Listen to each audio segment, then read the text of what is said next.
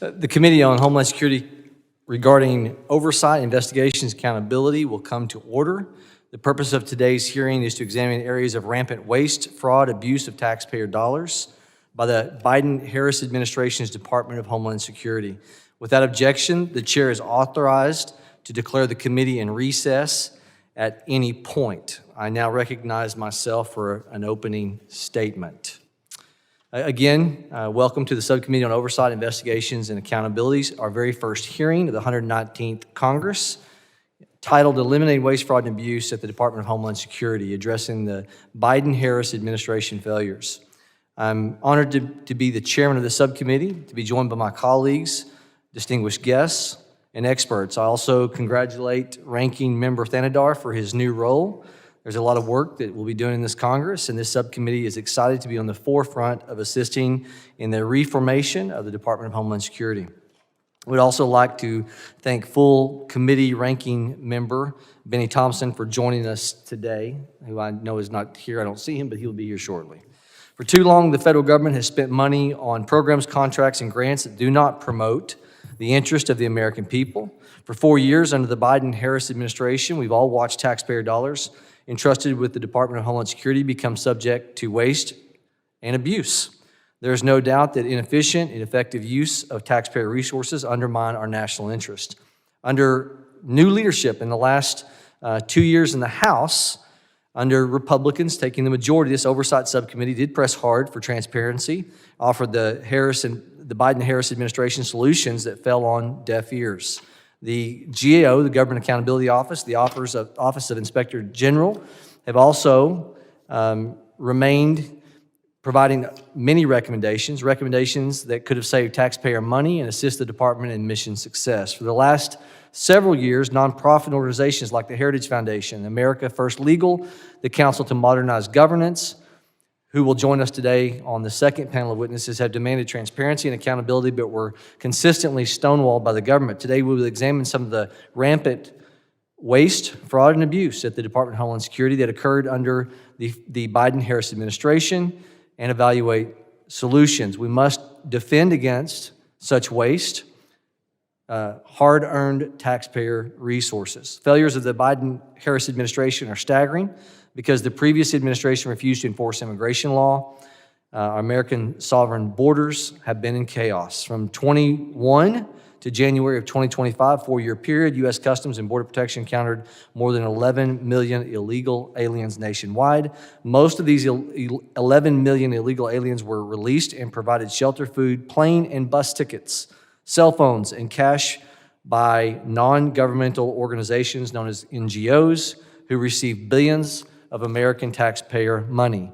One office of the Inspector General report found that DHS, Department of Homeland Security, wasted under the Biden-Harris administration at least $17 million, paying one NGO for unused bed space for illegal aliens in a hotel. That $17 million could have been spent on agent salaries, better equipment for federal law enforcement, or improved training to help protect officers and keep communities safe. In an attempt to shield the immigration crisis from the public, the Biden-Harris administration created a mass parole scheme to fly illegal aliens into the interior of the United States. These schemes were a clear abuse of power that left American citizens, vulnerable communities, exposed to criminals, cartels, and potential terrorists. A notable component of this parole scheme was Operation Allies Welcome, used to bring Afghan nationals in the United States after President Biden's disastrous withdrawal from Afghanistan in 2021. Multiple Inspector General reports found that DHS released Afghan nationals into the United States without adequate screening, without adequate vetting, or monitoring, leaving our country vulnerable to a national security risk from those that were coming in. In addition to their failure to protect America's borders, the Biden-Harris administration favored the use of the Federal Emergency Management Agency's, FEMA's agencies, resource to support sanctuary cities and NGO, non-governmental organizations, for sheltering and caring for illegal aliens, monies that otherwise could be used elsewhere, securing our southern border. FEMA's crisis of focus has been worsened by its fragmented approach to disaster assistance, resulting in the Government Accountability Office, GAO, adding federal disaster delivery to its 2025 high-risk list for waste, fraud, and abuse. I want to reiterate that. It resulted in the GAO adding federal disaster delivery, FEMA's disaster aid, to its 2025 high-risk list for waste, fraud, and abuse, which we'll talk more about. Another DHS component that experienced a crisis of focus under the Biden-Harris administration is the Cybersecurity and Infrastructure Security Agency, CISA. In the 118th Congress, this committee investigated and uncovered efforts by CISA to pressure social media companies to remove posts by Americans containing, quote, mis, dis, and malinformation, end of quote, related to the COVID-19 pandemic. Republican lawmakers thankfully forced DHS to scuttle their attempts to stand up to this Disinformation Governance Board, as it's called, to further police the lawful speech of Americans online. CISA's focus on censorship instead of its statutory mission to protect our critical infrastructure from cyber threats was misguided at best, nefarious at worst. Either way, the divergence from CISA's intended mission increased the risk to our cybersecurity. Over the last several years, the Office of Inspector General found severe cyber vulnerabilities in Homeland Security's networks, including TSA, ICE, and CBP. President Trump has now augmented our efforts to return Americans to common sense on these policies. He's introduced executive orders to secure our borders, uphold the rule of law, defend against the waste of hard-earned taxpayer resources, and create transparency through the executive branch. On his first day in office, President Trump stated that he would marshal all resources available to prevent unlawful entries across the borders of the United States, to pursue criminal charges against illegal alien criminals, and regain operational control of the border from cartels and smugglers. President Trump also organized the FEMA Review Council to advise and report on potential reorganization of FEMA, leading to potentially, as the President has discussed, more state authority. Refocusing the federal government's disaster response efforts on helping Americans, including by vesting greater power in state governments to perform disaster response, is long overdue. Finally, we must recognize that the executive branch has acted swiftly in recent weeks to undo much of the Biden-Harris administration's waste of taxpayer dollars. The Department of Government Efficiency, or DOGE, has been instrumental in exposing and suspending, even within the Department of Homeland Security, outlays on DEI programs, duplicative awards, and services for illegal immigrants. Today, we'll examine how under the Biden-Harris administration, DHS failed in its basic mission. We'll also explore opportunities for greater efficiency and cost savings in the Department of Homeland Security all across the federal government. I welcome our members, appreciate the important work ahead of us, and welcome our guests today. Thank you for joining us. I now recognize the ranking member, the gentleman from Michigan, Mr. Thanedar, for his opening statement. Good afternoon, and I want to first of all congratulate Chairman Brecheen for his new role, and I'm delighted to be on this committee and work with you throughout the year and this Congress. Also welcome full committee ranking member Mr. Thompson to our committee here, and good afternoon to all. Look, waste, fraud, and abuse are not new. That's why Congress established legitimate entities decades ago to help identify and root it out. Those experienced government watchdogs are now being viciously attacked by President Trump and co-President Musk. During his first week in office, Trump unlawfully fired 17 inspector generals who defend against corruption and mismanagement in government. Trump falsely claimed it is a very common thing to do and pretended not to know the IGs he purged despite appointing many of them himself. Those IGs saved taxpayers $93 billion in fiscal year 2023 alone. Now that is a $26 return on every dollar spent. Such savings are only possible when IGs are truly independent from the administration they investigate. Such independence is also crucial for the Office of Special Counsel, which provides a safe place for government employees to disclose wrongdoing. So it was no surprise when Trump unlawfully fired the head of OSC last month without cause. Trump is purposefully gutting the watchdogs who can help check presidential power and replacing them with a dangerous knockoff. Musk's so-called Department of Government Efficiency, DOGE, has taken a chainsaw to the federal government, creating chaos and wreaking havoc. DOGE has assessed highly sensitive systems and information in a manner that makes it easier for our adversaries, China and Russia, to exploit.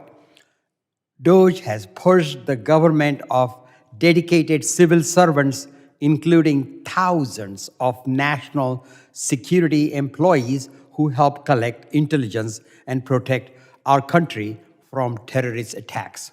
DOGE has canceled contracts without regard to their purpose, including office leases that enable the Government Accounting Office, Congress's own watchdog, to conduct reviews of national security programs. Musk's DOGE is a national security nightmare that is eroding the federal government's ability to function effectively and efficiently while the price of eggs skyrocket. Let's not forget DOGE's disappearing receipts.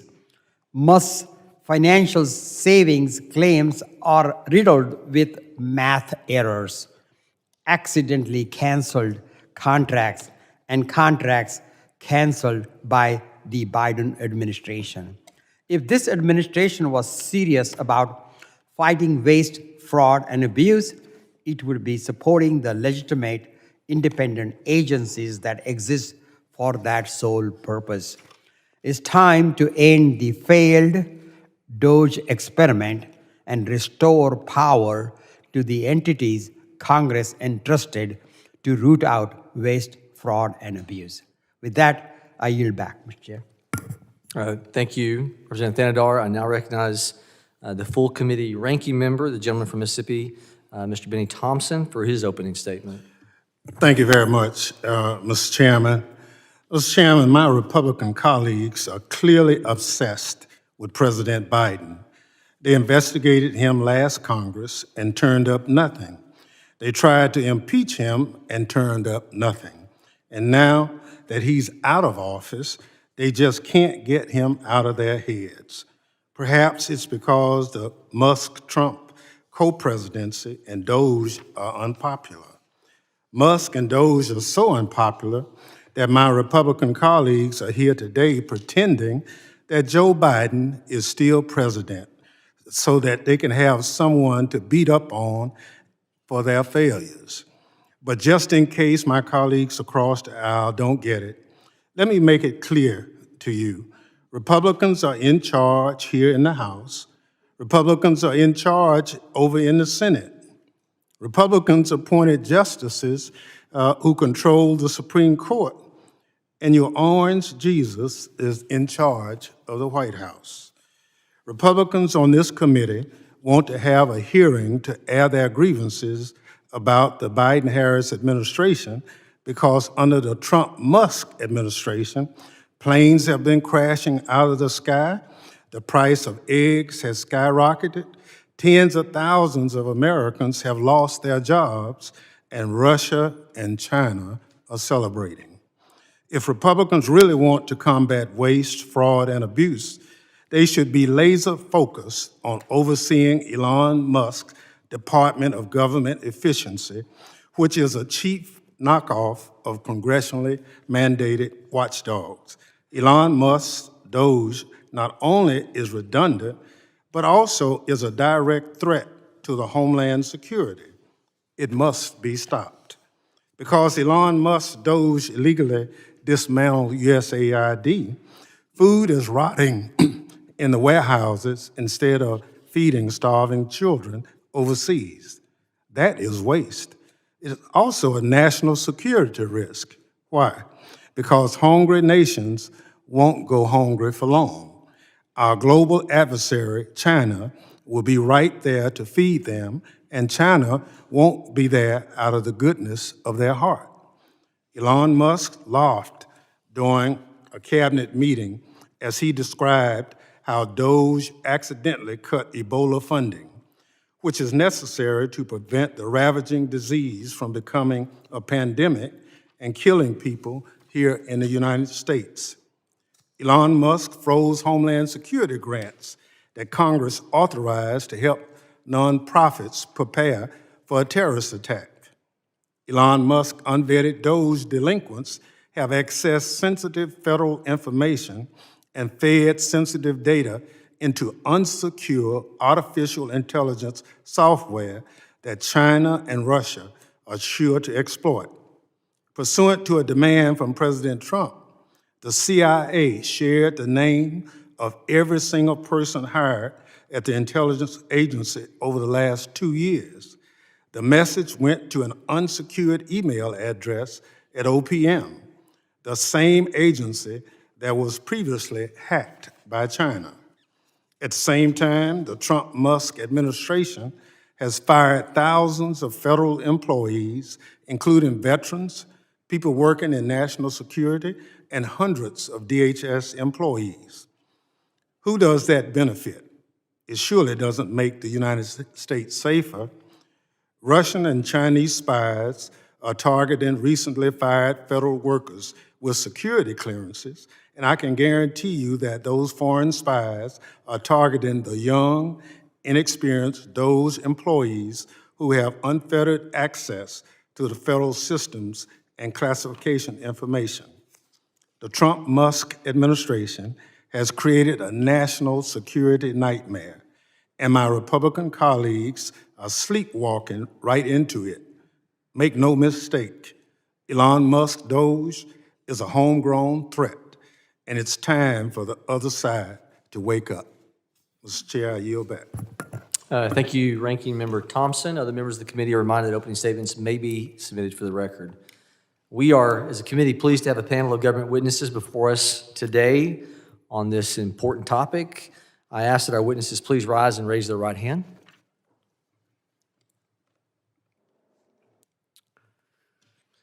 Do you solemnly swear that the testimony you will give before the Committee on Homeland Security of the United States of the House of Representatives will be the truth, the whole truth, and nothing but the truth, so help you God? Let the record reflect the witness have answered in the affirmative. Thank you, and please be seated. I would now like to formally introduce our witnesses. Mr. Chris Curry is the Director of the Homeland Security and Justice at the U.S. Government Accountability Office, GAO. Ms. Kristen Bernard is Department of Homeland Security's Deputy Inspector for Audits. Ms. Erica Lang is the Department of Homeland Security's Assistant Inspector General for Inspections and Evaluations. Thank you all as witnesses for being here today.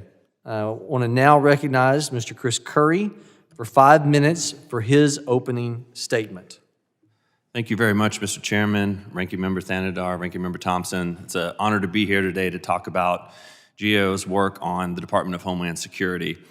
Since 2003, when DHS opened its doors, we've issued thousands of reports and just as many recommendations to improve the department. There's been a lot of progress made over that 20 some odd years, but there's a huge number of challenges that still remain. I can't cover them all in 5 minutes, but I just want to give you a snapshot of what I see as the biggest priorities. Right now, there's 459 open recommendations that we have to the department, but each year we send a letter to each cabinet secretary outlining those that are the highest priority. Last year, we sent a letter outlining 37 open recommendations to the DHS secretary, and these run across the gamut of the mission of the department. For example, we've recommended they improve their IT procurement and acquisition processes, better training and hiring for Secret Service agents, simplifying disaster assistance, sharing cyber threat information across the department and across agencies, and collecting better data on ICE detainees, just to give an example, a few of them. Each year, we also identify areas of duplication, overlap, and fragmentation and cost savings across the entire federal government. And DHS has been a major part of that too. Since we've been doing that work, we've identified over $19 billion in financial savings that the department could save by making its programs more efficient. And currently, there are many other areas, over 30 of them, that have still not been fully addressed by DHS. Just to give a few examples of these, we have recommended that better procuring and streamlining its IT systems could save potentially hundreds of millions of dollars. Closing unnecessary Coast Guard boat stations that overlap with one another could save millions of dollars. And DHS and the FBI could work together to better streamline the sharing and collection of terrorism information, just to name a few. I also want to discuss the DHS high-risk areas that are currently on our list. Every 2 years at the new Congress, GAO issues a high-risk report to Congress. There are currently over 30 issues across the federal government on there, and many that affect DHS. But the two I want to highlight are, one, DHS management at large. This has been on our high-risk list since 2003. It has been narrowed over the years as the department has worked to create itself into one functioning department, but we still face a number of very difficult financial management and IT security issues. For example, every year, DHS, as an independent auditor, identifies access controls and IT security problems with its systems, which clearly, as one of the nation's foremost national security agencies, is a concern. In financial management, DHS has a number of systems, including FEMA and ICE, which manage most of the department's billions of dollars in resources. Some of these are over 25 years old. FEMA itself has 6 different procurement systems that can't talk to one another. And so there are still some legacy challenges that have not been addressed in over 30 years since FEMA was first created. Lastly, and you mentioned, Mr. Chairman, we just added a new area to the high-risk list this year, strengthening the delivery of federal disaster assistance. There are over 30 different federal agencies that are involved in disaster assistance of some kind. And since 2015, we as a federal government have spent close to $500 billion on disaster assistance. There are a number of ways this program and these programs need to be streamlined. They are too complicated. We hear over and over again from survivors and state and local governments that they are too difficult, and oftentimes the assistance they get does not meet the expectation of what they think they're going to get. And then lastly, you mentioned some of the issues about FEMA's the mission workload. FEMA is stretched too thin. They are managing over 600 major disaster declarations, some going back 20 years. They have too much of a workload, and they can't keep up with it. They have challenges retaining and hiring the right number of workers with the right skills. And as more and more is being added to their workload, they just get further and further behind. This completes my prepared remarks, and I look forward to the discussion. Thank you very much, Mr. Curry. I now recognize Ms. Kristen Bernard for 5 minutes for opening statement. Thank you so much. Chairman Brecheen, Ranking Member Tanadar, and members of the subcommittee, thank you for inviting me here today to discuss our oversight work that improves DHS's execution of its mission operations while preventing fraud and abuse in its programs. My testimony today will highlight long-standing and systemic weaknesses that pertain to border security and immigration enforcement, cybersecurity, and emergency management. First, DHS faces challenges executing its day-to-day border security and immigration operations. We've issued numerous reports highlighting recurring problems in tracking and accounting for migrants entering and being released into the country. For example, we recently reported ICE was unable to monitor the location and status of all unaccompanied children once released or transferred from DHS custody. We also reported DHS could not locate migrants once released due to missing or invalid addresses, as well as the reliance on manual ad hoc methods for border apprehension and detention processing. Each of these deficiencies point to the absence of fundamental practices necessary for maintaining operational control of the border. The root cause of these issues stem from DHS's lack of strategic focus for cross-component collaboration. Automation and consistency would better enable CBP and ICE to keep pace with the fluctuating volume of migrants apprehended. Until these issues are addressed, DHS will be unable to maintain awareness of all migrants' locations once released from DHS custody, which may hinder immigration enforcement operations. Second, DHS's inability to consistently secure systems, networks, and data across its 22 components may weaken its overall defense against potential cyber attacks. Our recent audits of access controls, which is an essential cybersecurity practice, revealed hundreds of personnel who had either left DHS or transferred to a new position, but they continued to have access. We also identified hundreds of users with elevated privileges and access. And similarly, our audits of mobile devices identified thousands of prohibited and high-risk applications and thousands of devices that were not adequately secured. And lastly, our recurring testing of critical systems across DHS has revealed hundreds of workstations that were not receiving security patches or operating with the right settings. Collectively, our oversight has identified more than 4,000 security vulnerabilities over the past 3 years.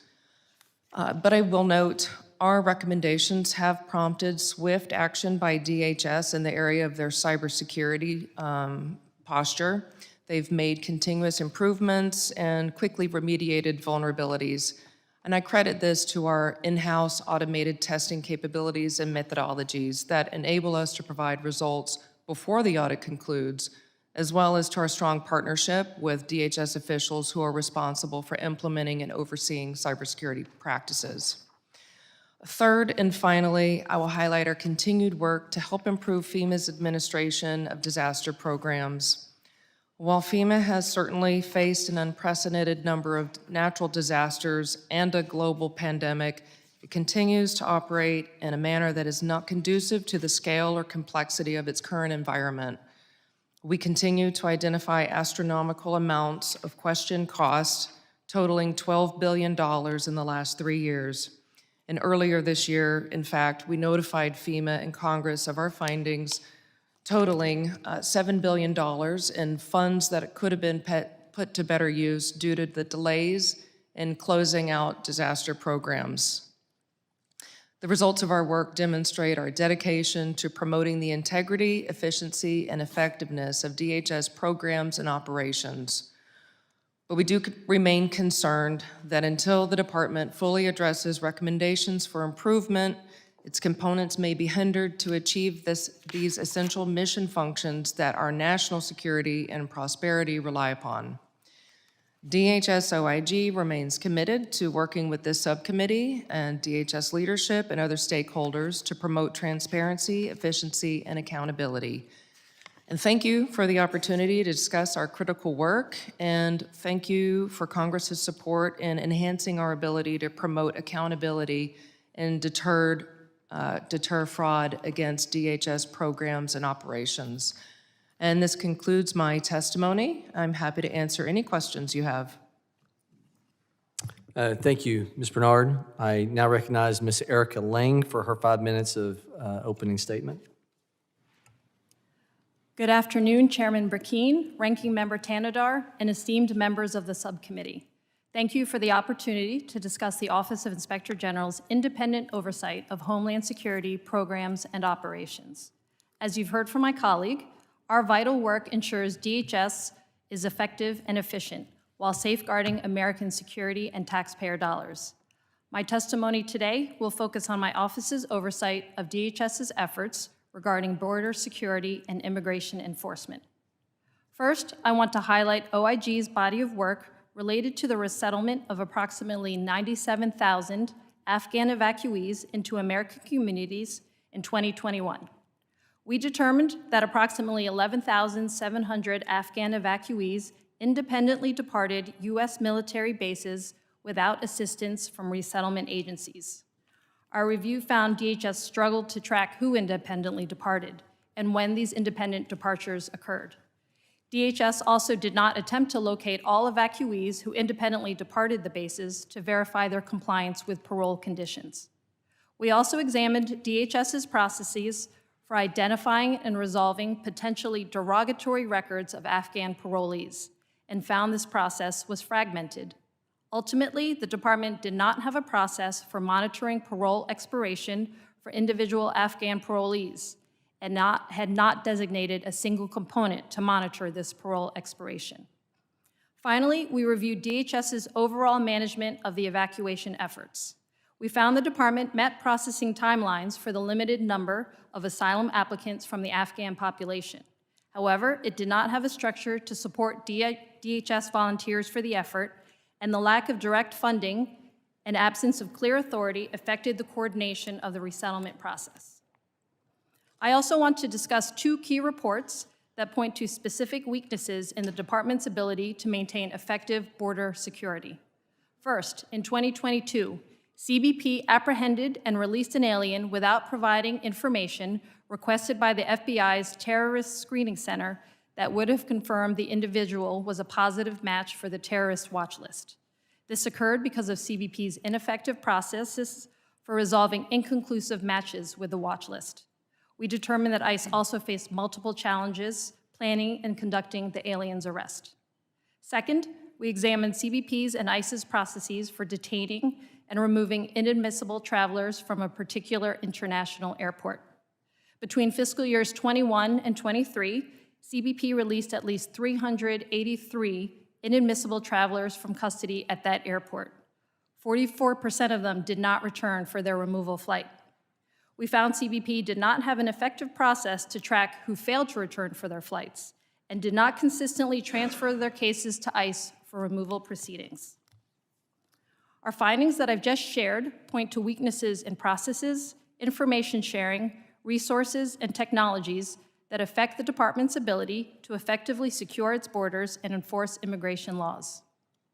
Lastly, we continue to conduct congressionally mandated unannounced inspections of both CBP holding facilities and ICE detention facilities to ensure the facilities comply with federal detention standards. We have issued 16 reports regarding CBP's short-term holding facilities from fiscal year 22 through 24. Our most significant recommendations addressed meeting national standards for time in custody as well as overcrowding. During the same time, we issued 14 reports related to ICE detention facilities and made multiple recommendations to improve the conditions of those in detention. These unannounced inspections help ensure the department complies with applicable detention standards to maintain the required conditions of detainees in custody and mitigates risks to the health and safety of DHS personnel. As my colleague and I have described, DHS OIG's comprehensive body of work demonstrates our commitment to improving the department's effectiveness in its many mission areas. The independence of inspectors general ensures necessary oversight, accountability, and transparency in the federal government. It allows us to make objective, actionable recommendations. We appreciate Congress's ongoing support of our independent oversight. This concludes my testimony, and I'm happy to answer any questions. Thank you. Yeah, thank you, Ms. Lang. Members will be recognized by order of seniority for their 5 minutes of questioning our witnesses, and additional rounds of questioning may be called after all members have been recognized. I now recognize myself for 5 minutes of questioning. Mr. Curry, starting in 2011, GAO made 83 recommendations. You pointed this out in your opening statement, implicating $19 billion in savings. So from 2011 to date, recommendations from your organization proved $19 billion in savings for the taxpayer. In March of 2025, there remains 459 open recommendations that the GAO has made specific, and you mentioned 37 of those are high priority recommendations, with only 5 of those recommendations for efficiency being implemented. You mentioned the 2 high priority areas, one of which included FEMA, which our president has been talking about. We have members of Congress talking about. To what extent does the high number of recommendations from GAO relative to the Department of Homeland Security, 37, two of them specifically, that remain unaddressed implicate major duplications, cost-saving potential? Yeah, well, definitely all of them relate to streamlining or improving the efficiency, if not directly finding overlapping programs. So certainly you can translate those recommendations that if implemented, you would save millions, if not billions of dollars. And so I want you to, again, please highlight the two areas specific to this high-risk category, federal government-wide, correct? The two areas specific to this committee's jurisdiction. What are those two areas, again, just its simplicity? Sure. One is DHS IT security and financial management, also improving the delivery of federal disaster assistance. And actually, there's one more I didn't mention today, which is the cybersecurity of the nation is a high-risk area as well, and DHS. Which OIG is also indicated. So one area that showcases the significant growth, waste, as you just said, is the FEMA's disaster recovery efforts. It is more than justified what our president has been discussing when he's talking about what we can do to change the status quo. So I've asked staff to provide this chart. Visuals are always good. I don't know, we may have to raise that up. Can you all see the red lines from your seated position, the red lines at the bottom? You able to see that? That's the rate of inflation. That is the rate of inflation starting in 2000 at the sidebar here, very, very far left. The dark blue at the bottom is the base for disaster recovery. Then the light blue is the supplementals that Congress comes in and brings about. So the bottom red line represents just the base growth every year appropriated by Congress. The upper red line represents what would be, if we had grown at the rate of inflation, supplementals added. So go back to 2000. At the rate of inflation, what we will see is base disaster aid, annually appropriated. If it had just grown at the rate of inflation, it would be almost two times greater. Bottom left number, $2.5 billion. Today, at the rate of inflation, that base number would be $4.2 billion. That's the bottom red line. You can see, very slow growth. The upper red line, again, indicative of the supplementals. If we go back, middle number on the left side, $4.2 billion in 2000 was the total added in the supplemental cost. If you rise at the rate of inflation, that would put us at $8.2 billion. But you notice where those red lines track on the right side of this graph. Way short of where we actually are. And you have to, instead of a multiplier of 200, you have to put a multiplier of 800%. That is the rate of growth, whether it's the base, 800% growth, relative to what would be the rate of inflation, or supplemental, 800% growth. And then you see a few years before. I want to dismantle quickly. I don't have the time to go through the stats. I've done this in committee before. Anyone who says this is climate-related, more climate, you've got a United Nations climate panel. The United Nations, not known to be right, of center, saying that there is no correlation between frequency of hurricanes and drought and wildfires relative to climate change. So that argument, even the United Nations dispels. We've got a waste problem. We've got an inefficiency problem. All right. GAO added improving FEMA's disaster recovery assistance to its high risk. Annual appropriations to that fund have greatly outpaced inflation, as I just showed. Mr. Curry, what does it mean to be on the high risk list, and how that, given the increased appropriations the DRF has continued to receive, what should policymakers be concerned about it when it comes to them remaining on that list, especially given these numbers? To be on the high-risk list means that the program is vulnerable to waste, fraud, and abuse, and mismanagement or inefficiency. And one of the main reasons we added this to our list this year is, actually, your chart shows FEMA dollars. If you were to add the rest of the federal government, it would go through the ceiling pretty much. So what's happened over time is that this process and this assistance has just gotten too fragmented and too large, and it's just not well coordinated. And we hear this over and over again when we go around the country and talk to survivors and state and local governments. So I think there's just a tremendous amount of efficiency that can be gained by better streamlining these programs. Thank you. I wanted now, for his 5 minutes question, recognize Mr. Thanadar. You are recognized.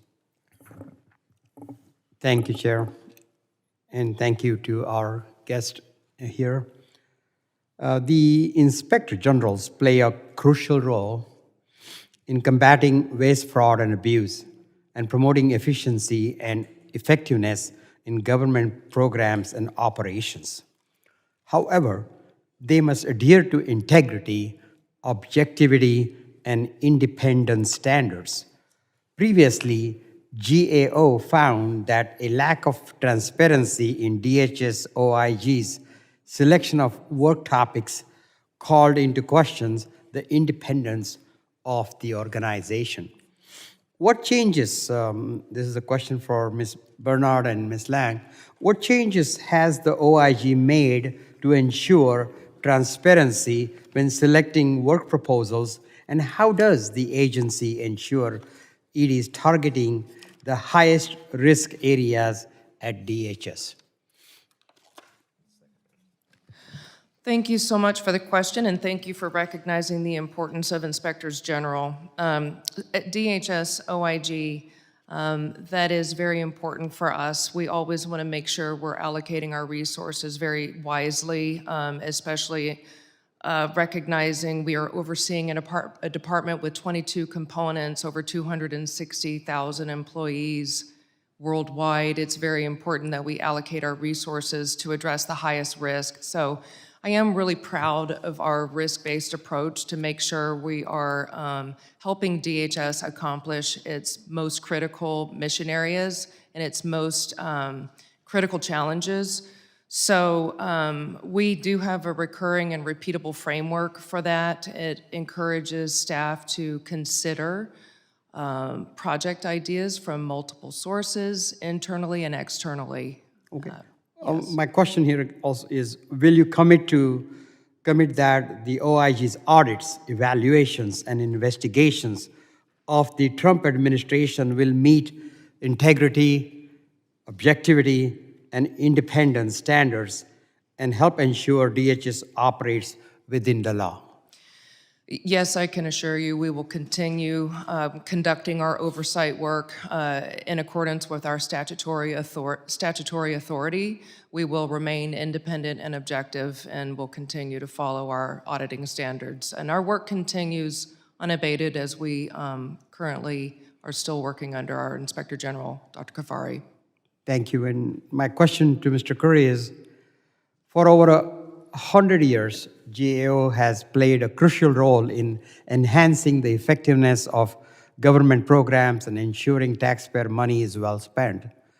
Over the past 20 years, GAO work has resulted in about $1.45 trillion in financial benefits and over 30,000 programs and operational benefits. Through its high-risk list, GAO focused attention on the most significant challenges facing the government.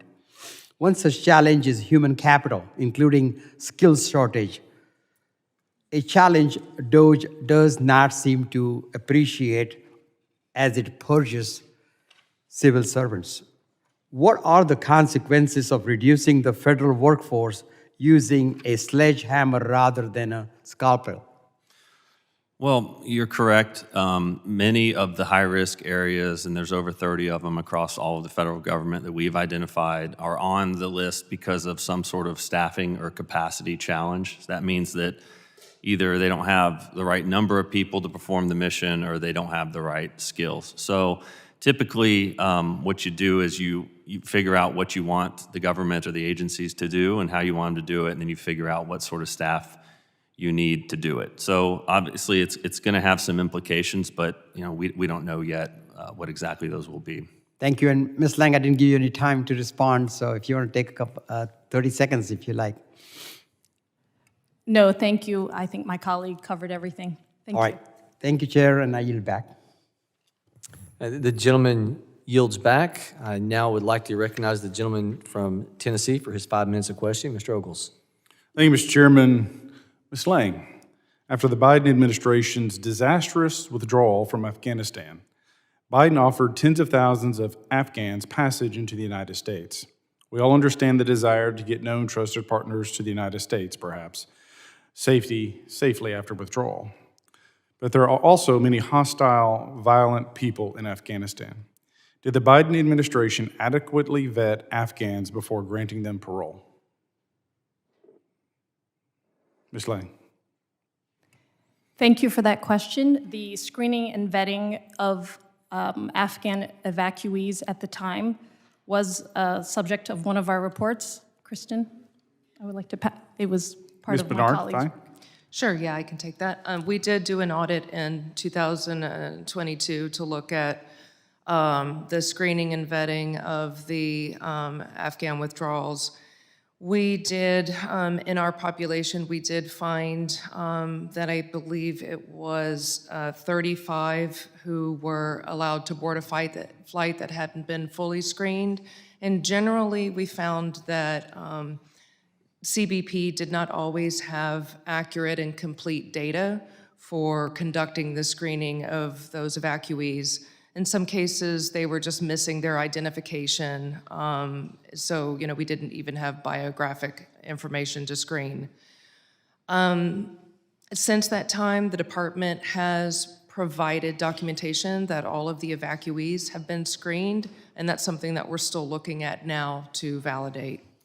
So to be clear, at the time that they were granted parole, we did not have the entire picture of who these individuals were. In some cases, we did not have their identifications. I think it's safe to say that some of the very people that have torn that country apart, some of the very folks from Afghanistan that we might otherwise allow to be here, they allowed the folks they're running from to come with them. This is a disaster. This is a recipe for disaster. And also keep in mind that little event called 9/11 was planned in Afghanistan. So we have folks in this country, that country, that don't like the United States of America. We've seen it on full display for decades now. And the botched withdrawal, the failed policies of the Biden administration, and allowing folks from a hostile nation to come here unvetted makes America less safe. And to be clear, we know that we've let individuals on the terror watch list into this nation. Some through the parole program, some have walked through our southern border. This is a failure of the Biden administration. Enough is enough. So as you see President Trump going through the process of closing the border, as you see the mechanism where we're deporting individuals, this is our country. These are our borders. If you're not from here, you are a guest, and we get to decide who comes in and who has to leave. And the way forward, as we face the barreling debt this country has in our future, is we get to decide. The average immigrant family that comes here illegally will cost the American taxpayer $1 million. $1 million. Where's that money coming from? It's coming from you. It's coming from me. It's coming from hardworking Americans. And it's time that we do the hard thing, that we admit that the Biden administration, or for that matter, any administration, who allowed folks to be here that shouldn't be here, that we send them home, that we give them the opportunity to go back home. And look, I don't blame anyone for wanting to come here. I have 3 children. My wife and I, we have 3 children. I walk through fire and over glass to give them a better life. But if you want to come to this country, our country, you're going to do it the right way. And you're going to follow our rules and our laws. And if you don't like it, you can leave. And I'm not going to be apologetic for a president or for myself or for my colleagues who understand and respect the rule of law and respect everyone, citizen, non-citizen, guest, illegal. You're going to follow our laws. And if you're here legally, you need to get out. Mr. Chairman, I yield back. The gentleman yields. I now recognize Ranking Member Thompson for his 5 minutes. Thank you very much, Mr. Chairman. Mr. Kerr, how long have you been with the GAO? Be 23 years in June. I compliment you on that. How long have you been looking at DHS and its programs? About 22 of those years. Okay, thank you. So if you looked at DHS at this point and there had to be a reduction in force, what would you expect? How would that process play out? Well, It's a challenge because there's not a mission in DHS that's not critical, which is very unique. I think it would be hard to balance between, is cybersecurity more important than disaster assistance, and it's not. Each of their missions is critical. So I think that what you'd have to look at is what are the agencies expected to do and what are they expected to deliver? So for example, with FEMA, 100 or more disasters a year, 600 total disasters they're managing. What do our communities and our survivors expect from them? And then what sort of numbers of people do we need to deliver that assistance? And right now, for example, with FEMA, they can't keep their head above water with delivering what we expect them to deliver. Well, thank you. You mentioned FEMA and what's the other agency? You mentioned two. I think cybersecurity, CISA. Okay. So if I told you that there have been hundreds of FEMA employees and CISA employees summarily told to leave without evaluation, without a plan or anything of that nature. Have you seen that? Well, we know that there have been dismissals of employees. Yes.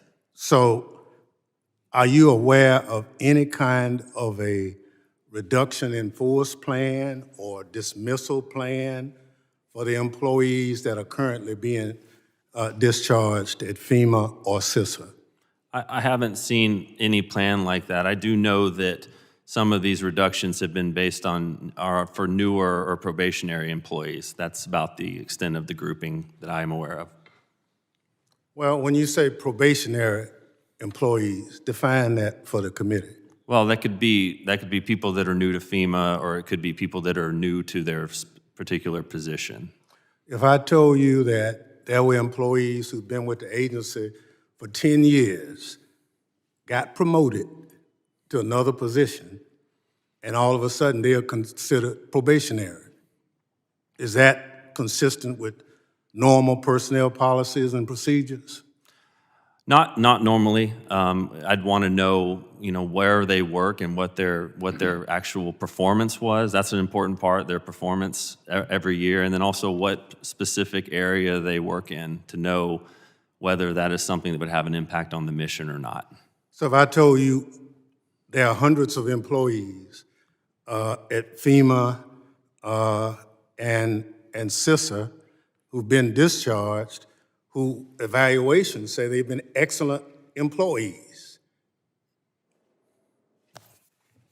Yeah, I mean, I would have concerns over that, and not just from the immediate mission, but hiring new employees as well, because whatever reductions are made, there's going to have to be some people, federal employees, that deliver the services. So Sure. I'm concerned mostly with FEMA being able to deliver the mission that we expect it to deliver. Yeah, if I told you that CISA employees have a critical mission, they have to maintain basically our cyber hygiene for government, and that we have people who are being discharged, and now that agency is losing its capacity to do what its mission calls for, that creates a vulnerability by letting those people go. I mean, Yeah, in the area of cybersecurity, particularly in CISA, we've spent the last 10 years trying to get DHS the authorities it needs to bring on board people with those skill sets, because they don't always want to work for government. They can make a lot more money outside. So with regard to cybersecurity specialists, yes, I'm concerned about losing that talent and then being able to recruit the talent we need to address the threat we face. I yield back, Mr. Chairman. The gentleman yields. I now recognize the representative from Georgia, Ms. Green. Thank you, Mr. Chairman. I can assure everyone the threat we face is millions of people that came into our country under the Biden administration in full Democrat control under the past 4 years. In Joe Biden's first few days and months as president, in full Democrat control of this country, The Biden administration stopped construction of the border wall, unlawfully granted mass parole. That means he let thousands and thousands of people in this country every single day, expanded the grounds for claiming asylum to pretty much anybody and everyone, implemented catch and release. Oh, if they caught him, they just released them in with here's some paperwork, here's a free flight, here's a bus ticket, and if you make it to New York City, taxpayers in New York and other sanctuary cities will pay for you to stay. He terminated cooperative agreements and took just about every action possible to facilitate the largest invasion of our country and create the highest national security threat in our homeland that our country has ever faced. Ask any angel parent how they feel today about federal workers losing their jobs. You know what they're going to say? They're going to say the United States government failed our family because our child or family member were murdered by an illegal alien that shouldn't have been in this country. Ask Laken Riley's mother how she feels about that. Ms. Bernard and Ms. Lang, in your testimony, you stated that in a 2024 OIG report, CBP could not biometrically confirm the identity of all persons seeking entry in vehicles at land ports of entry, nor did CBP maintain consistency in operational procedures to screen all vehicle passengers prior to allowing these non-citizens into the country. We knew that CBP wasn't verifying the identities of people crossing the border in between ports of entry, but they weren't even able to fully identify people at ports of entry in cars. That would be like us opening up our doors to our house, opening up our windows, and not checking to see who's coming in with our children in our house. You also testified that OIG assessed DHS's actions related to the screening process of suspected terrorists, and in 2022, CBP missed multiple opportunities to verify that an apprehended alien was a positive match for the terrorist watch list before releasing the migrants into the community. Terrorist watch list, ladies and gentlemen. This included not providing information requested by the FBI's Terrorist Screening Center, which would have confirmed a positive match. Ms. Bernard and Ms. Lang, why did these failures occur under the Biden administration? Ms. Bernard. Yeah, thank you. This is a critical area for us. We've done a lot of work to look at border security, and in that particular project that you mentioned, we were looking specifically at how CBP was conducting screening and vetting at ports of entry. Our focus was on the technological capabilities, resources, and processes that they were using. And yes, we did find challenges in biometric screening capabilities. One was that biometric capabilities are not available at all land border crossing lanes. And the second was that on occasion, they would forego screening passengers. So if there was a backlog of high volume of travelers coming across the port of entry, they may waive the screening of the passenger and only do the driver. So to increase people coming, let's move the traffic along. Yeah, that's a complete failure. Ms. Lang, can you explain? I can speak to the release of the individual who was a match for the watch list. We found that happened because of weaknesses that we see across DHS, which is ineffective practices, poor information sharing within CBP itself, staffing constraints on the part of CBP, and really it was paper processes, relying on paper files, moving them across the country.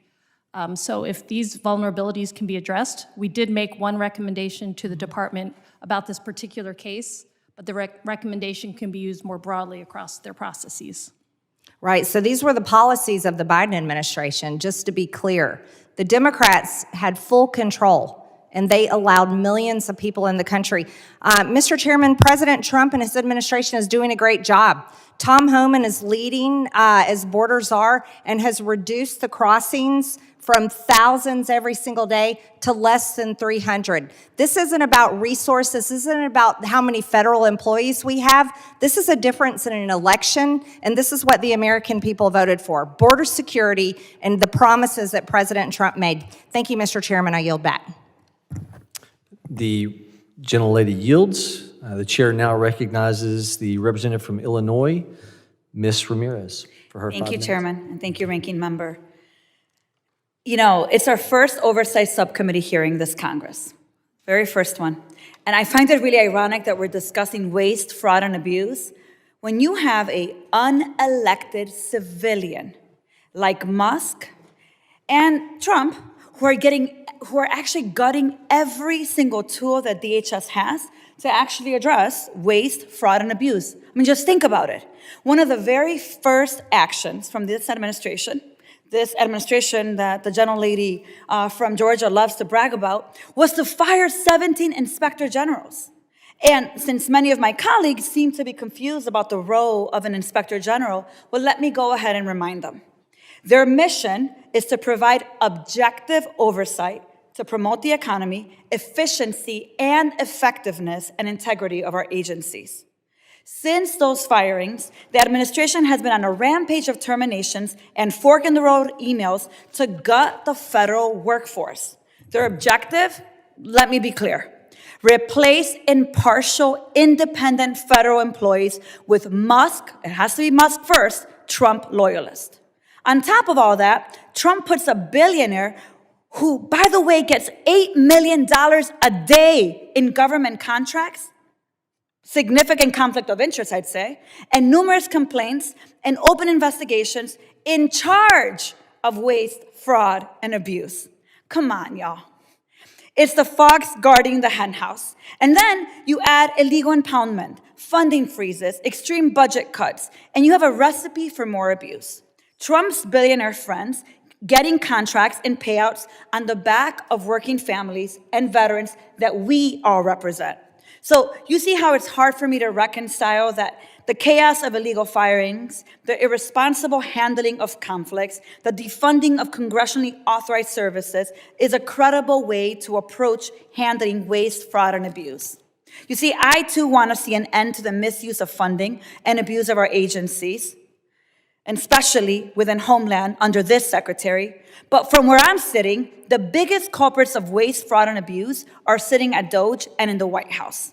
So Ms. Bernard and Ms. Ling, do you believe that the Office of Inspector General plays a critical role in safeguarding the agency from waste, from fraud, and abuse? Yes or no? Ms. Bernard? Yes. Thank you, Ms. Ling. Yes, Thank you. And my follow-up question, Ms. Bernard and Ms. Ling, I want to ask you, in your opinion, is maintaining a sufficient federal workforce imperative to the success of the agency? Yes or no? Ms. Ling? Yes. Ms. Bernard? Yes. Ms. Bernard and Ms. Ling, I have another question. Is there a replacement for the Office of Inspector General or an office or department that can do the same work? Yes or no? No. Ms. Bernard? Not that I'm aware of that has the same statutory function, no. Yeah, I figured you'd say that. The reality is that we need our inspector generals, but this administration overnight sends them an email at 7 p.m. and tells them, you are fired, thank you for your service.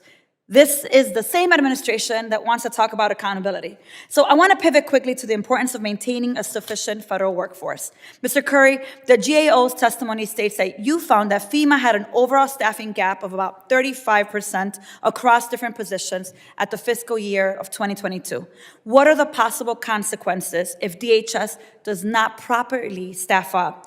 Instances like disaster recovery and resilience. Well, quite simply, if the workload remains the same, which I think it will, or increase moving forward, they're not going to have enough people to do the job that they're asked to do right now, unless they are, their mission or their authorities are reduced in some way.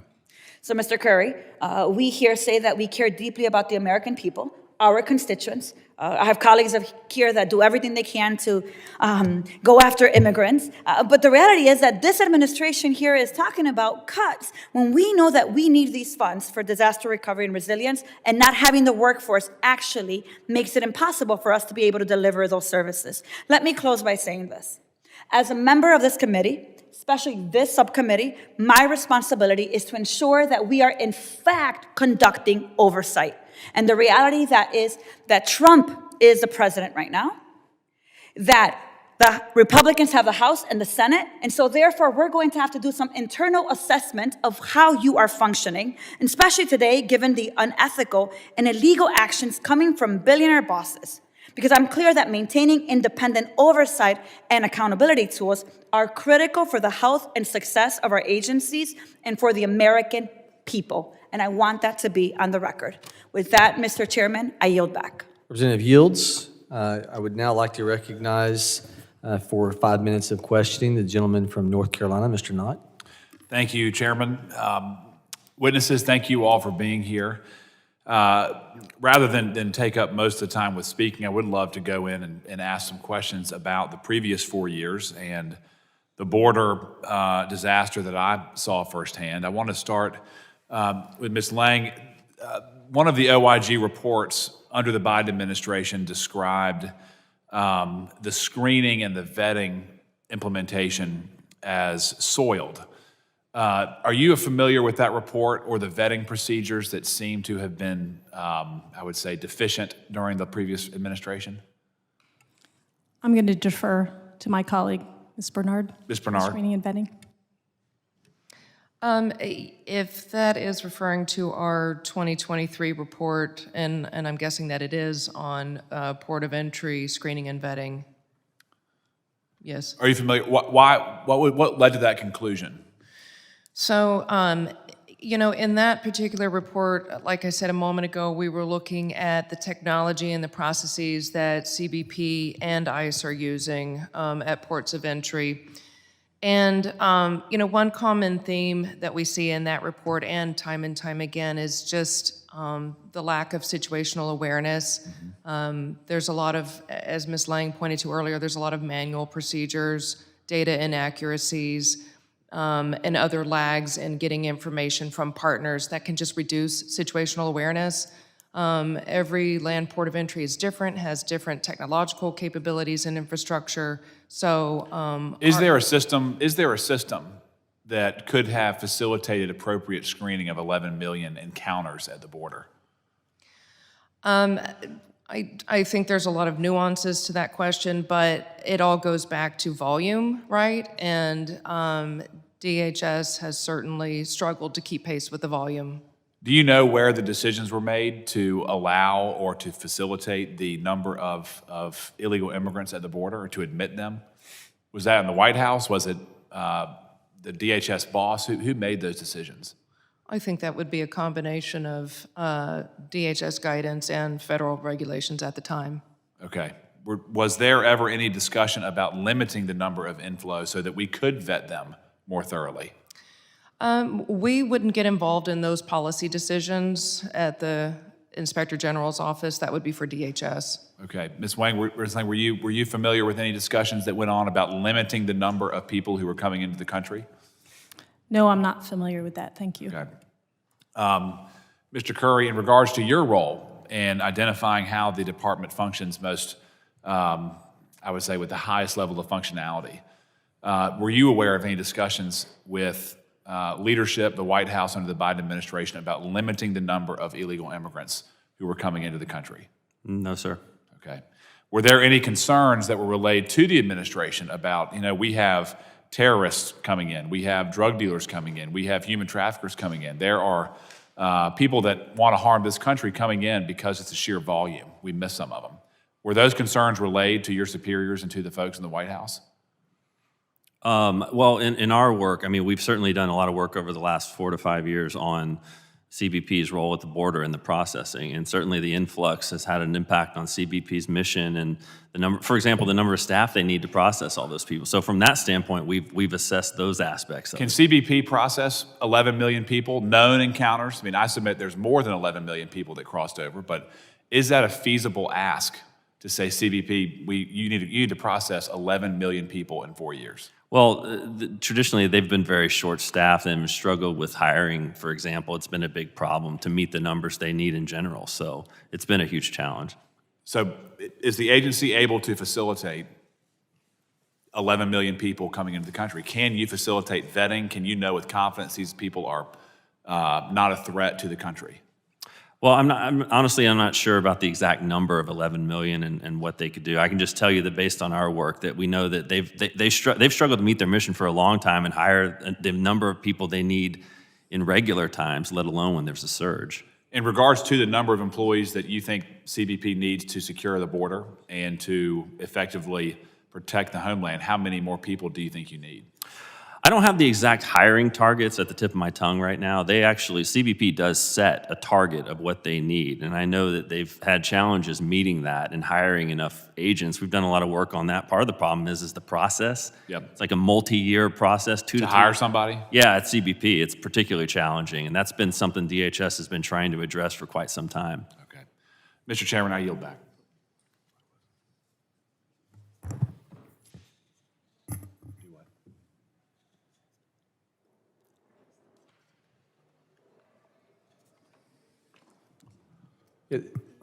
Gentlemen,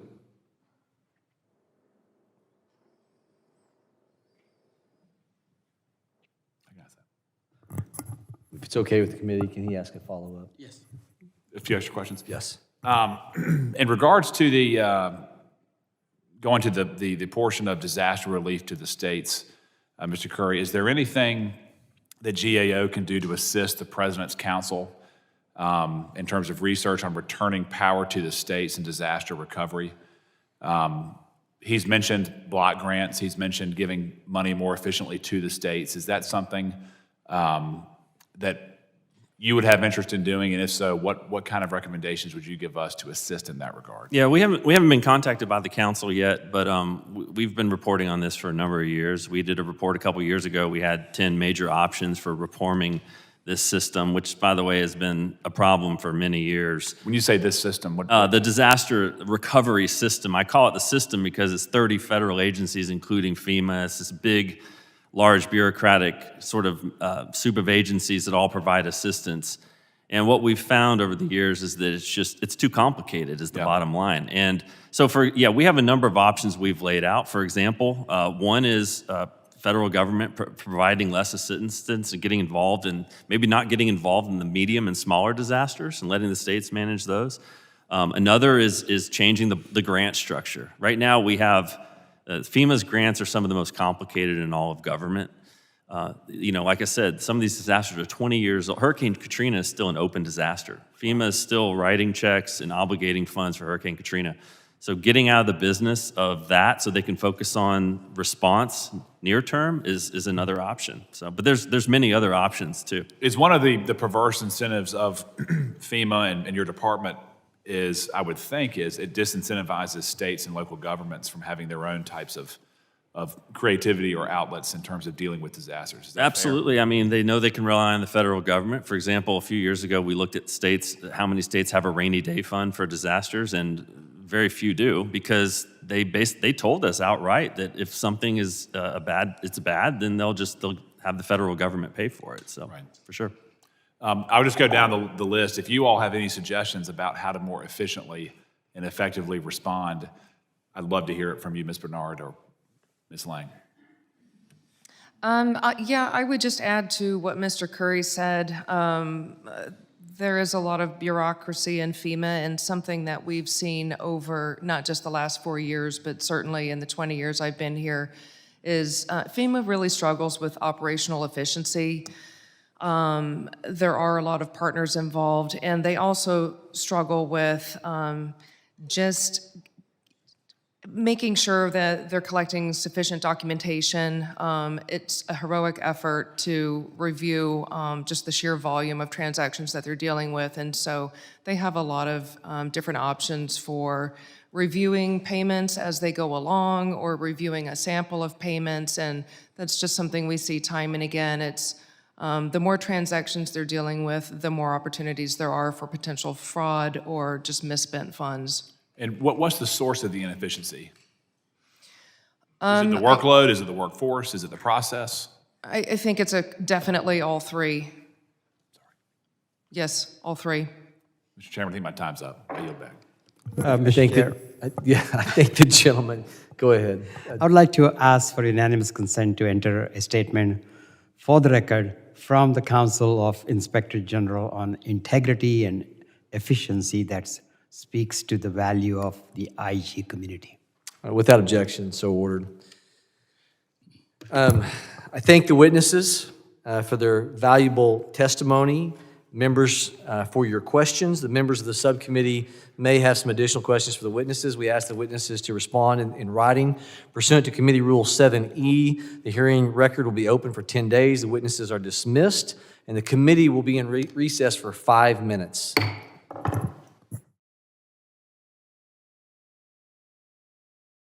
That's that in my notes. You and I share a commonality there, right? Tough last names. Mr. Mike Howell is the Executive Director of the Oversight Project at Heritage Foundation. Mr. John Roth is a former Inspector General for the Department of Homeland Security. Mr. Andrew Block is a Senior Counsel at the America First Legal Foundation. I thank all of you as witnesses for being here today, and I value your time. I now recognize Mr. Curtis Shuby for 5 minutes for his opening statement. Chairman, Ranking Member, and to the members of this committee, thank you for having me here today. My name is Curtis Shuby. I am the Executive Director of Council to Modernize Governance. We are a nonprofit, and our overall mission is to reduce the power of the administrative state and ultimately return that power back to both the Congress and the people. I'm here today to talk about internet censorship and Homeland Security's involvement in it. Now, the overarching principle that I'd like this committee to keep in mind today as I speak is this: the answer to wrong speech is more speech, not less. Giving government the power to determine what is true and what is not, and the power to determine what narratives can be spoken and what cannot, and giving the power to silence the dissenting voice is opening the door to tyranny.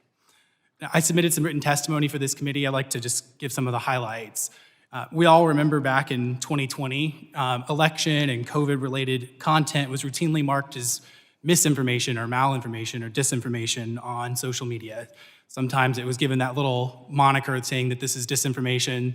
Sometimes it was deleted, and sometimes the person who spoke even was removed from social media. Now, in a time when 54% of Americans say at least sometimes they get their news from social media, this is a very significant development. It means that some messages are able to get to a significant portion of the American populace, and some messages are not. Now, we've come to find out that there were specific NGOs who were driving this effort.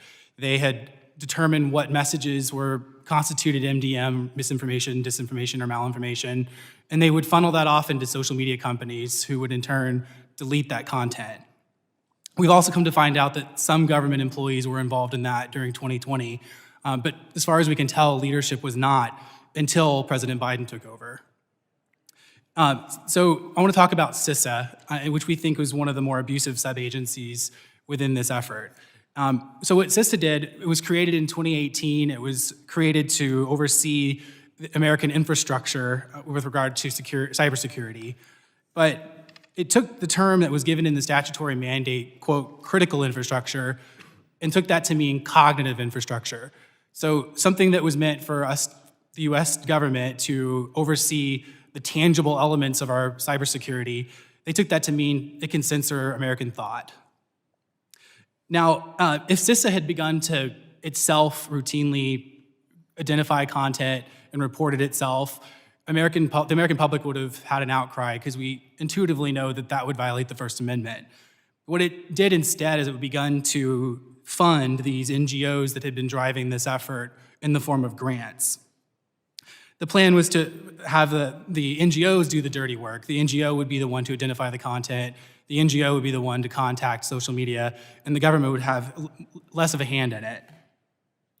CISA spent a lot of money in this endeavor. The Center for Internet Security, for example, received $107 million in DHS grants in the last 3 years. Other parts of the Department of Homeland Security, like FEMA, were also involved in these type of efforts. And this is all by design. Again, the government knows that social media has protections under Section 230 and other legal precedents. So the government can claim, hey, we didn't remove any of this content, Facebook did it. And then Facebook in turn can say, well, we have protections under Section 230 and other versions of the law, and then there's no legal recourse for the censored party there either. And this is exactly what happened last year in Murphy v. Missouri when the Supreme Court upheld the dismissal of censored Americans' lawsuits because they supposedly did not have standing. So members, Misinterpreting statutes and finding legal loopholes to avoid the protections given to all Americans under the First Amendment is abuse. Funding that effort is waste. The government knows that it should not and cannot censor the speech of American citizens. So under President Biden's leadership, it found that loophole, and this must be fixed. And unfortunately, there are some opportunities for Congress to fix this. It could pass laws that better define what the term critical infrastructure is to keep CISA under control. It can also pass laws that would prevent any government funding of an NGO or of other private party who was involved in censorship efforts. And third, it can pass a law that would give citizens standing to have legal recourse when the types of activities described here and today were to occur. Thank you for having me today, and I look forward to any questions you may have. Thank you, Mr. Shuby. I now recognize Mr. Mike Howell for 5 minutes for his opening statement. Members of the subcommittee, thank you for the opportunity to testify about the role of NGOs, or non-governmental organizations, in facilitating mass illegal immigration. I currently serve as the executive director of the Oversight Project and previously was at DHS and on Capitol Hill conducting oversight of immigration matters.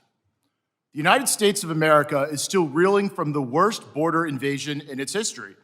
This was an invasion that was planned, promoted, encouraged, funded, and sustained by radical elements of the previous administration. But this invasion could not have been accomplished without a colossal partnership with the NGO community. Simply put, the government just did not have the capacity to get this many people in and around the country without the support of the nonprofits. And to that end, they gave them almost $6 billion to a conglomerate of UN agencies and over 200 NGOs to do just that, according to statistics from the Center for Immigration Studies. The result was that Border Patrol became a daycare. They became Uber drivers just to shuttle illegals to the nonprofits to get them around the country. Now, the Oversight Project has led the way in exposing what I call this border industrial complex. In December of 2022, we did the first of its kind study where we tracked illegal aliens by their cell phones as they went through these nonprofits at the border. In just a 1-month period, in tracking 30,000 devices, so a very small subset of the 10 million that Biden had crossed the border, we found out that the illegals went to nearly every single congressional district in the United States. We proved that every town was indeed a border town. That work informed the House of Representatives to pass H.R. 2, which notably contained a provision defunding the entirety of these NGOs. Now, this was a landmark event. It was controversial even amongst politicians here in D.C., because the dirty secret is a lot of politicians have a very cozy relationship with these organizations. In fact, one member went as far to say that that provision in H.R. 2 was unchristian. Well, that's now a common sense principle for immigration policy today, that we do not fund our own invasion. And to that end, DHS pausing all money to these organizations is simply common sense. Now, really quickly on H.R. 2, because there's been a lot of confusion on this point. Some of your colleagues last Congress over in the Senate introduced a bill to undercut H.R. 2 that would have mandated a new normal of illegal boarding crossings at over 5,000 a day. Now, I'm going to quote President Trump here from his State of the Union last week. People kept saying we needed new legislation to secure the border, but it turned out all we needed is a new president. He was right. He is right. In addition, the Oversight Project continues to lead the way in uncovering seedy behavior after behavior at NGOs. In New York, we found illegal aliens getting false residence documents. In Mexico, we found flyers at an illegal alien staging camp encouraging illegals to vote for Biden. In Arizona, we found a former Mexican consulate official at the Southside Worker Center in Tucson advising illegals how to lie to law enforcement and evade ICE. That's against the law. Additionally, we produced documentary evidence of non-citizens admitting on camera to being registered to vote in Georgia, North Carolina, Minnesota, Arizona. So where are all the government investigations? I am begging for someone to please join us. What about the DHS OIG? I see investigation after investigation into the conditions at ICE facilities. Where are the investigations of these nonprofits and the $6 billion that flowed through them? It's time that we start treating the Biden border crisis like the crime scene that it is. Now, this body funded it. I know a lot of members here want nothing to do with it, but the money came from Congress to fund the Biden border invasion. And so this body retains a responsibility and luckily the authority to figure out exactly how that money was spent and where these illegals ended up. And what NGOs, like the ones that helped facilitate the travel of Jose Ibarra, where he ended up killing Lake and Riley, what taxpayer dollars were involved in that? And one thing I want to leave you with, perhaps most importantly, is the left designed a sophisticated infrastructure to get this many people in the country. You all can do the same thing to get them out. I'm encouraging you to look at all available funding streams to help work with people outside the government to educate illegals on how to leave, to help arrange or even pay for their travel home. I call this whole concept homeward bound. People need to go home. It's time for a modernization of the immigration enforcement system writ large. This means we don't need to secure the border for just 2025, but forever. A renaissance in applying technology and scientific advancements. The stovepipe system of various federal agencies holding this data needs to be fixed. This is what Borders Czar Tom Homan called for just a few weeks ago. And generally, we should give Tom Homan exactly what he needs to get this job done. And finally, we got to prepare for the cartels to fight back. These people made a lot of money and gained a lot of power during the Biden administration, and they're not going to take this lying down. We need to get ready for when they start launching drones, kinetic attacks, other asymmetrical warfare. They are not going to go quietly in the night. With that, I thank the subcommittee for the opportunity to testify, and I look forward to answering all your questions. Thank you, Mr. Howell. I now recognize Mr. John Roth for 5 minutes for his opening statement. Thank you for the opportunity to testify here today. My testimony is going to focus on the crucial role of the Inspector Generals they play in fighting waste, fraud, and abuse, and the need for a sustained and thoughtful effort to identify and root out waste, and the false economy of large-scale, indiscriminate personnel reductions. Since their creation, IGs have played a vital role in improving government operations, saving the taxpayers billions of dollars, and ensuring that agencies operate within the law. IG offices actually save more money than they spend. For example, in 2023 alone, IG offices identified over $93 billion in potential savings. These savings represent a 26-to-1 return on investments for IGs.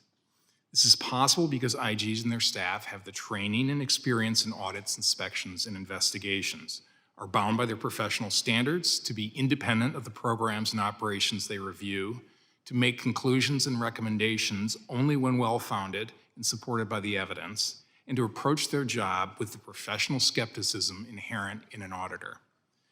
They ask the difficult questions, they challenge their organizations to be better, to be more efficient, to ensure rigor in government operations, and look to eliminate waste, but they are often the bearers of bad news. Recent events have called into question the independence of these IGs. The unprecedented removal of multiple IGs has sent a chilling message to the oversight community. Produce findings that are uncomfortable or politically sensitive, and you risk losing your job. This undermines the entire system of government accountability. These actions create an implicit pressure to avoid the kinds of work necessary for effective government and can lead to self-censorship.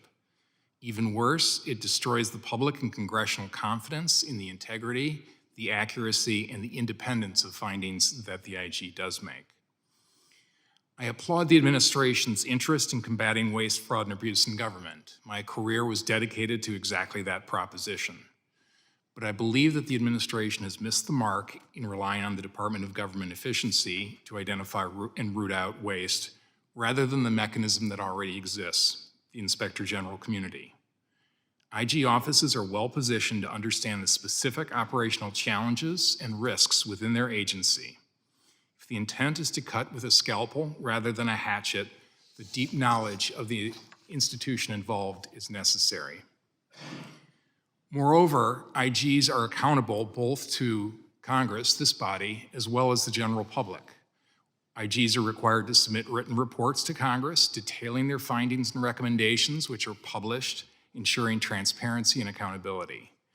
IG staff meets with congressional staff to discuss reports and recommendations. They also initiate reviews based on recommendations from this committee and other committees of government operations. IGs testify before Congress, as we saw today, to explain their findings and answer Congress's questions. And congressional appropriators routinely cite IG reports in their own reports, directing agencies to fix problems that the IGs have uncovered. Because an IG's findings and recommendations are credible specifically because they are the result of a rigorous, professional, and transparent process. No ad hoc process, no matter how well-intentioned, will garner the same level of credibility and trust. With regard to the reductions in federal workforce that's currently going on, intuitively it makes sense that reducing the federal workforce may save money, but in reality, I think the actions will be unlikely to do so. Any reductions in force should be part of a well-thought-out management plan that aligns agency resources and priorities and mission requirements with the workforce necessary to carry them out. To do so otherwise will drain the agency of specific skills necessary to ensure that the agency performs its mission. Moreover, creating a climate of fear and uncertainty in the government workforce simply drives out high-quality employees, those with the necessary skills and the record of performance, out of the federal government. Finally, any reduction in force must comply with the laws that Congress has enacted and be decided by those without conflict of interest and avoid prohibited personnel practices. Failure to do so results in wasteful and time-consuming litigation, allegations of improper motive, and loss of agency focus in dealing with the fallout from such actions. This concludes my testimony. I'm happy to answer any questions the committee may have. Thank you very much, Mr. Roth. Mr. Block, you are now recognized to make your opening statement.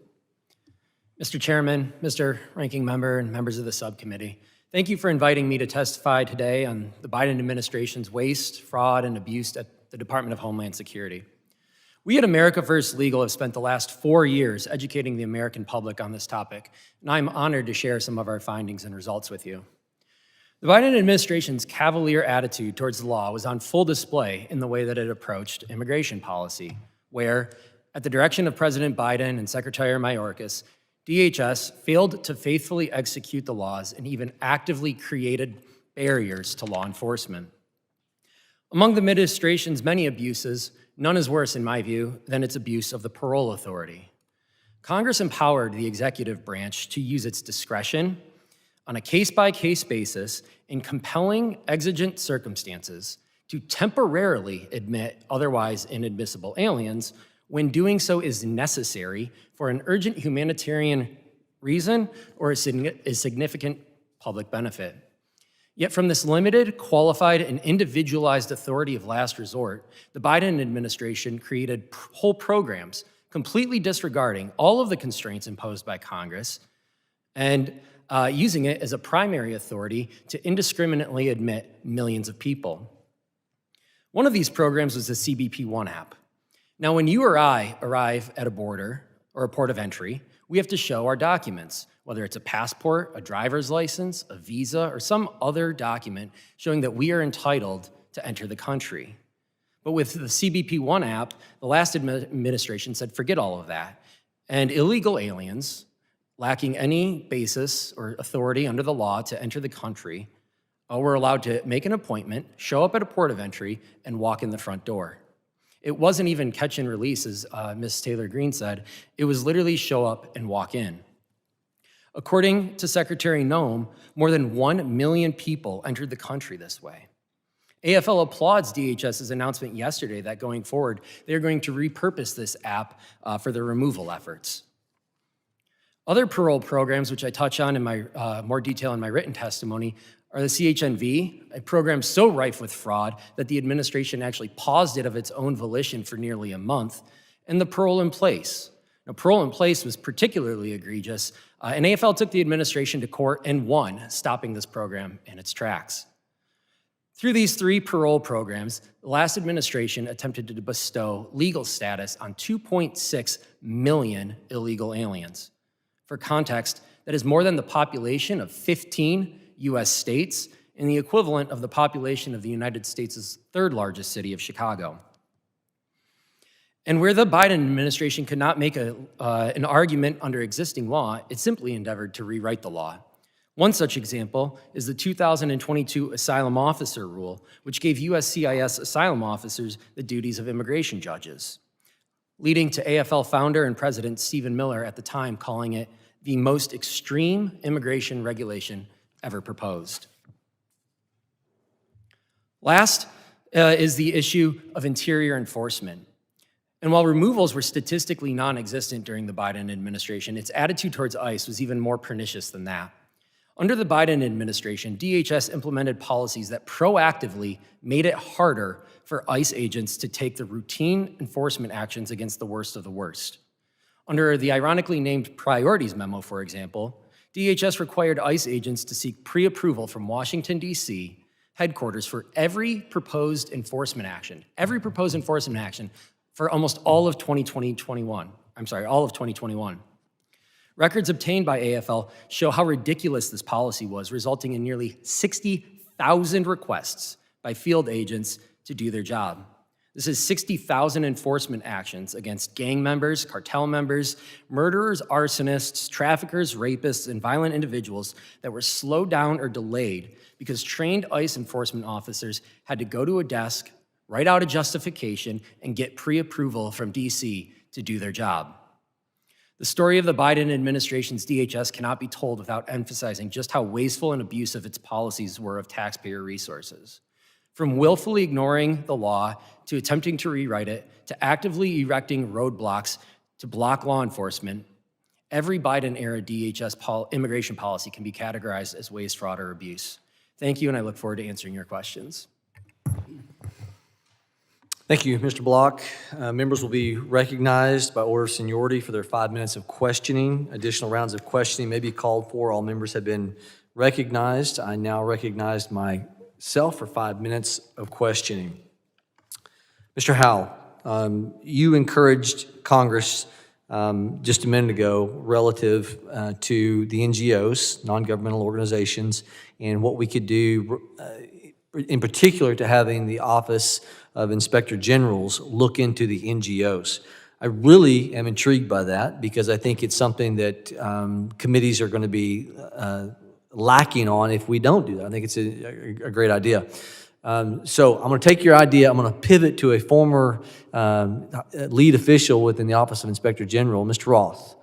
How would Congress be able to approach the Office of Inspector Generals to be able to do the granular element of trying to find how the NGOs, we know we have an issue of financial management, which it came up minimal in the previous panel, where we're under Homeland Security, financial management of controls, of tracking monies. What did you see? What can we do, in your estimation, quickly, to be able to accomplish this goal for accountability with these NGOs? Well, in my experience, IG's offices are extraordinarily sensitive to requests from their committees of jurisdiction. So the fact that you are the chair of a subcommittee of Homeland Security means that typically, or at least in my experience when I was IG, we would take that very, very seriously. So my advice, for what it's worth, is that I would have your staff call their staff, engage in some discussions, and then perhaps follow up with a formal recommendation or a formal request as to the sort of scope of the work. And in terms of NGOs and their ability to, given the financial management element, we know that we're under high risk under Homeland Security right now.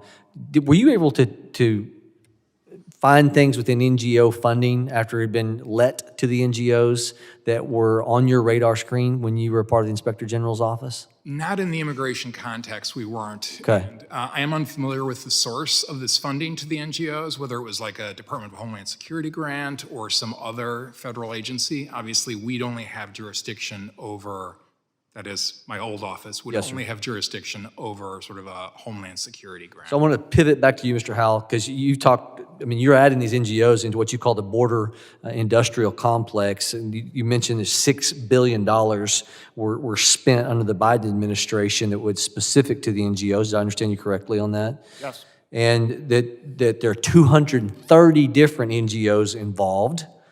Can you name 5? You don't have to do 5. Okay, but a number of NGOs, just right offhand, that you feel like were the most egregious offenders?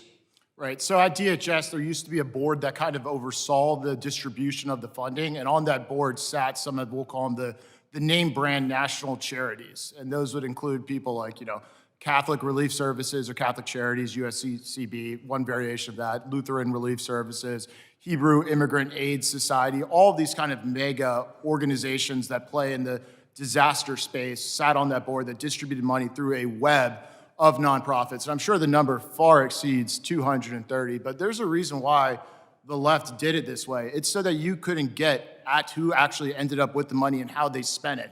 It is doing the government's work outside of government to evade this type of oversight. And so I'd encourage you guys not to rely on the IG community, who has not shown an interest at all in this $6 billion, who sat by and watched the worst border crisis in history happen in front of them, but to go get the information yourself, which is your constitutional duty with your subpoena power to these nonprofits. Make them turn over financial documents, records of illegals, have them answer questions, and so forth. So you mentioned, though, engaging the inspector generals in this process. So in addition to what you just laid out, how would you see engaging the IG's office in this effort? Yes, frankly, I don't think they're going to be that willing of a partner because they haven't shown an interest in the border crisis over the last 4 years. I think it's certainly worthwhile to ask, but I don't think Congress should absolve themselves of the constitutional responsibility by a request to the IG. I'd even be looking at law enforcement. A lot of this activity borders on criminal. It's good. It came up, Mr. Shuby, a minute ago. You got 30 seconds between you and I about NGOs, non-governmental organizations, and how they were the ones that, under the ability of what was supposed to be a network of information protection, stop our electric grid from being taken down, they were farming out internet policing to these NGOs. You got 15 seconds. What would you want to say in terms of what we can do to get to the bottom of that in the process? You know, I didn't mention this in my remarks, but I think the same suggestion. I think the IG community or DOJ could look into which NGOs were benefiting from this financially and what they were doing with that money.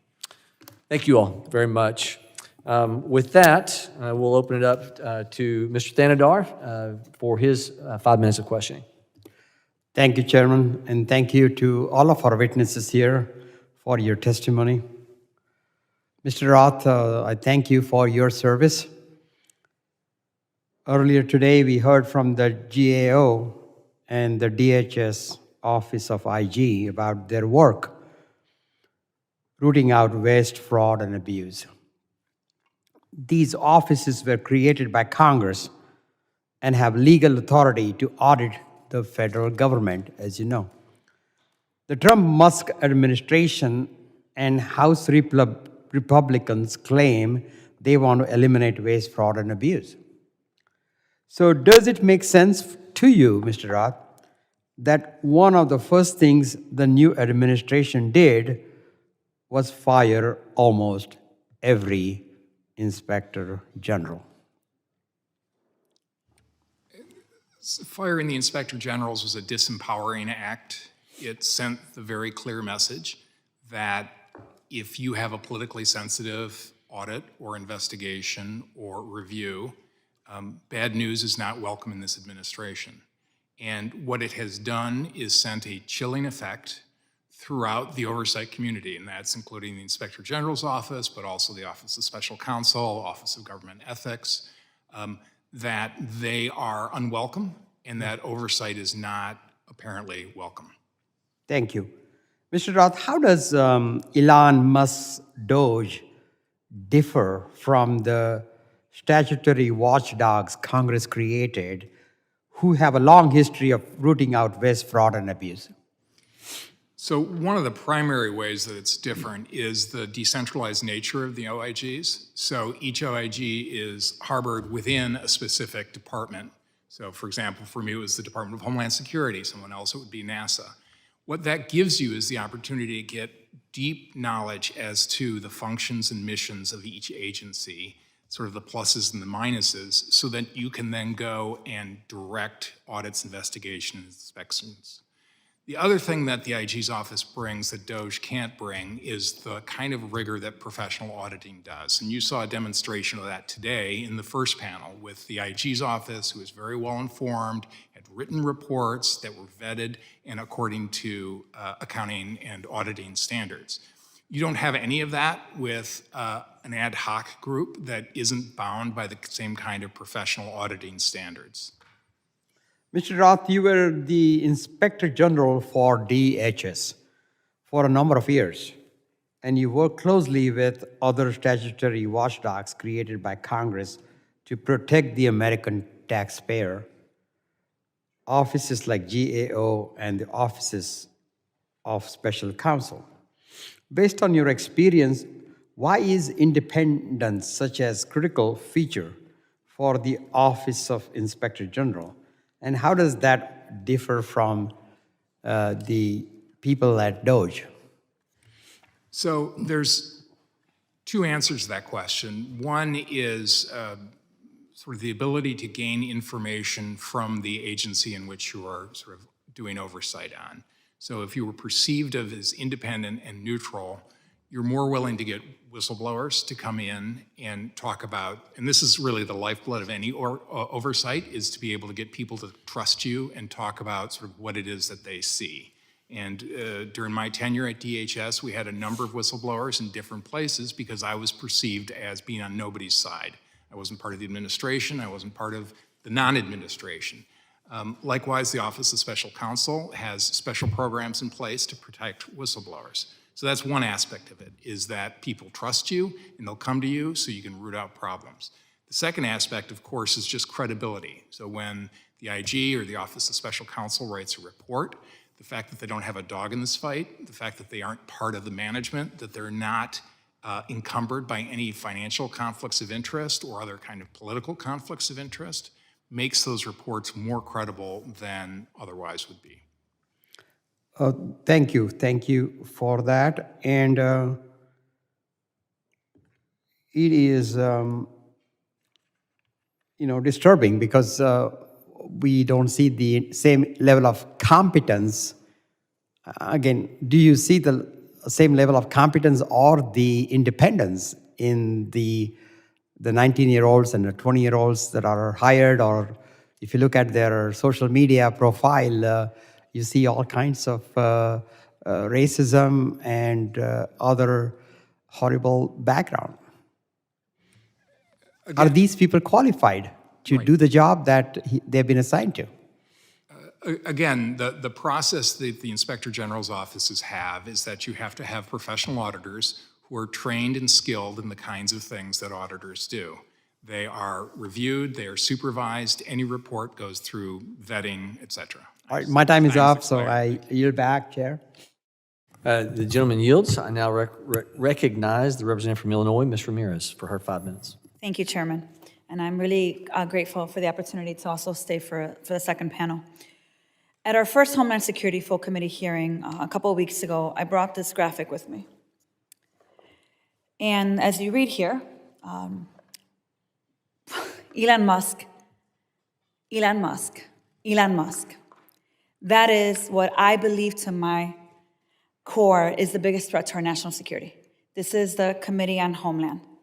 And since then, I've asked the members of this committee, who is supposed to do everything in their power to protect the homeland, to really take seriously the threat that Trump, Musk, and his army of unaccountable tech bros represent every day. So you can imagine my disappointment, not really, to see that instead, the Republicans on the subcommittee have decided to throw their Lord and Savior a parade in the form of a hearing. And while their Lord and Savior changes from time to time, yesterday it was Donald Trump, today is Musk, tomorrow might be the next billionaire, although this guy is about to become a trillionaire off the backs of working people. It's something that's very clear for me is that Republicans have willingly given away their power to conduct oversight over our agencies and the dangers that these unelected billionaires have on our security. So you see, my Republican colleagues and their hyper-partisan witnesses sitting here today have completely ignored that the waste in our agencies is the millions of dollars spent on the DOJ army of unqualified workers stealing our data and firing dedicated, qualified public servants. The fraud in our government is Elon Musk, whose greatest achievement on efficiency is a social media platform that crashed multiple times yesterday. The abuse is in our nation is a power grab with which Donald Trump imposes his authoritarian agenda. They don't have any legal authority to take sledgehammers to the services and programs that working people depend on, and by the way, Congress authorized. we authorized, but Republicans have allowed it to happen anyway. So, Mr. Roth, I want to ask you the questions today. As DHS's former Inspector General, could you share with us what are the potential threats posed by an unvetted DOJ employee with little to no government experience plugging into DHS's information systems and databases?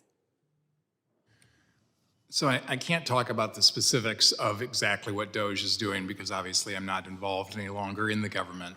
But I will tell you that the IT systems within DHS and really across the government, according to the DHS's reviews of those, are extraordinarily sensitive, are being targeted by foreign adversaries in a way that is not represented in private networks, for example.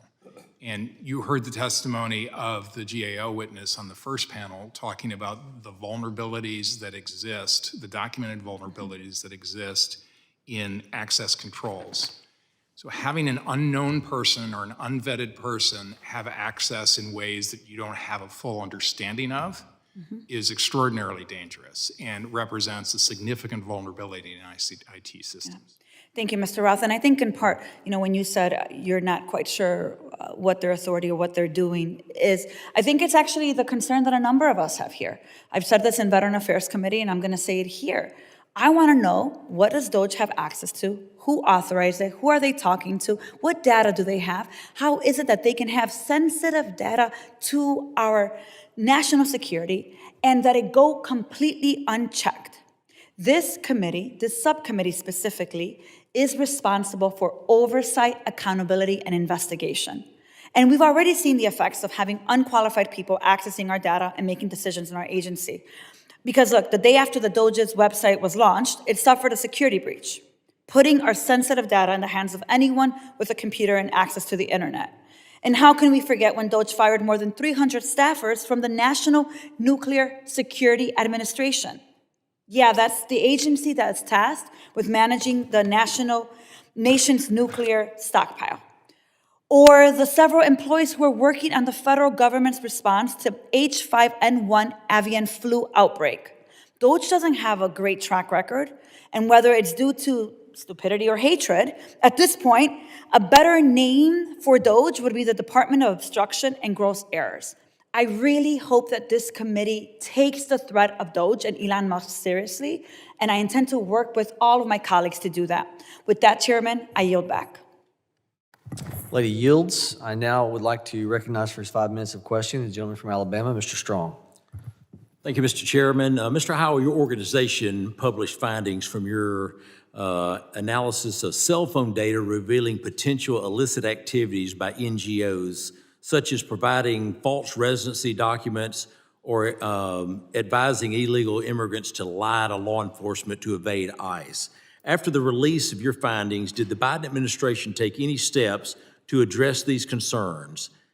How did they respond to your research and your implications? So the Biden administration, through the Biden campaign, called me and my organization some variant of disinformation, of course, and then otherwise relied on their legacy media outlets to try to come after us and discredit us, which they ultimately failed and actually ended up supporting our findings.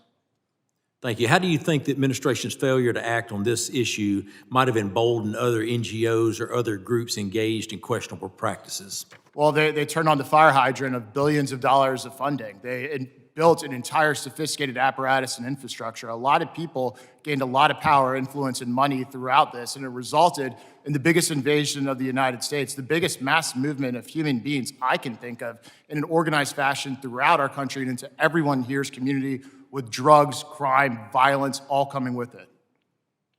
Mr. Howell, in your testimony, you alluded to examples of NGOs misusing taxpayer-funded grants or resources to facilitate fraudulent activities. Can you elaborate on how these funds were directly misused and what measures can be implemented to trace and prevent further misuse of public funds? Right, so the behavior we see at the NGOs ranges across the gamut of questionable and even illegal activity, including advising illegal aliens on how to evade ICE. I believe it construes kind of harboring illegal aliens too. It potentially implicates the trafficking of them as well. There's all amounts of kind of criminal negligence I think we can find at these nonprofits. In addition, in New York, we found them giving false residency documents to illegal aliens. Who knows the impact that has in our voting systems? Did you know of any NGOs that were helping people try to register to vote?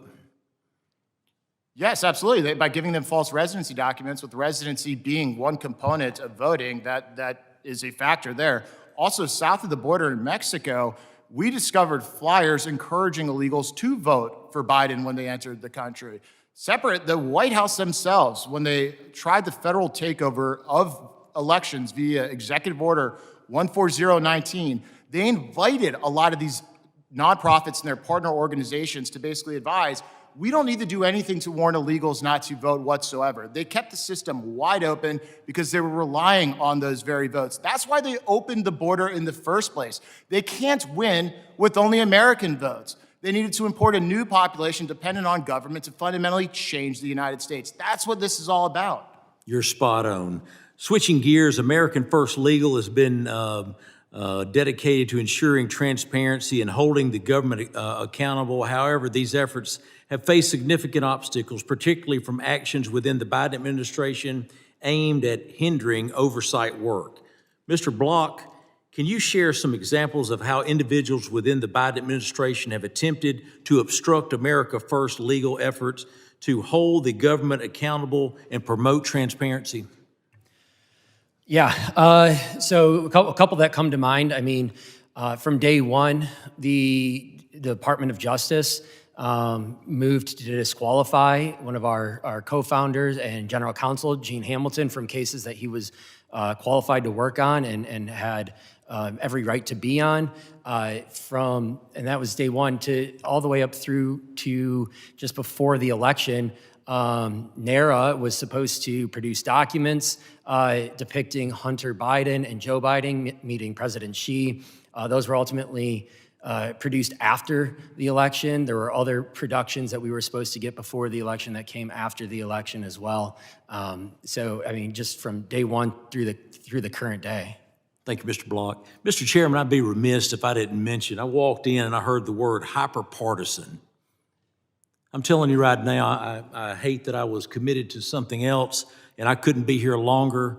I want to defend these folks. 2 of the 3 Republican folks that are testifying today have served with distinguished records for years for DHS, and they've been called hyper-partisan. What this committee wants is the facts. We want to know what worked. We want to know what didn't work. I thank you for your service, and I hope that that hyper-partisan statement doesn't affect anything you do in your future. Thank you for your service to our country. Gentleman yields. I thank the witnesses for your valuable testimony. The members of the subcommittee may have some additional questions for the witnesses. We ask the witnesses to respond to these in writing pursuant to Committee Rule 7E. The hearing record will be open for 10 days. I do want to just make a general statement relative to the actions of the administration, whether it was the digital services renamed DOGE. What we know is Article 2 of the Constitution does invest all executive authority under the president, and the authority of the president in duly elected to be able to execute on the day-to-day operations is his prerogative.